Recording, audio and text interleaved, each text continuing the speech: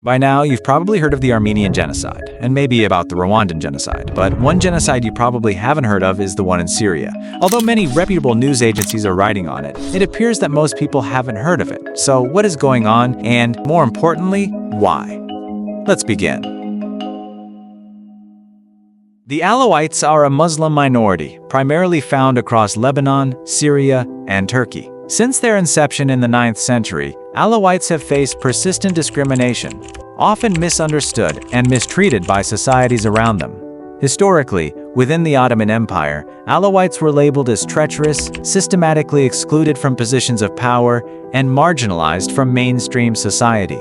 Despite these historical hardships, nothing compares to the recent increase in violence and hatred that this community has faced. In recent decades, particularly in Syria, discrimination against Alawites has dramatically intensified. Much of this stems from the community's perceived association with Bashar al-Assad, the former president of Syria. Assad's regime, widely condemned for severe human rights abuses and war crimes, inadvertently tainted the perception of Alawites, despite the reality that many Alawites neither supported Assad nor his brutal methods. However, such distinctions have largely been ignored, especially by the new transitional government that took power in Syria last December. Instead of fostering unity and reconciliation, the transitional authority allowed anti-Alawite sentiments to spiral unchecked. What began as social discrimination and isolated incidents quickly escalated into widespread violence, a grim echo of historic tragedies. One particularly horrific episode occurred on March 7, 2025. On that day alone, over 1,300 Alawites were massacred in their homes. Their bodies were disrespected and disposed of in mass graves, a brutal attempt to erase their existence entirely. And even this shocking figure is conservative.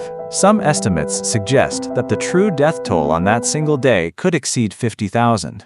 The actual extent of this atrocity remains uncertain, shrouded by chaos and fear. The transitional government's response has been disturbingly inadequate. Initially, authorities dismissed the violence, claiming those killed were Assad loyalists plotting rebellion. However, clear evidence quickly proved otherwise.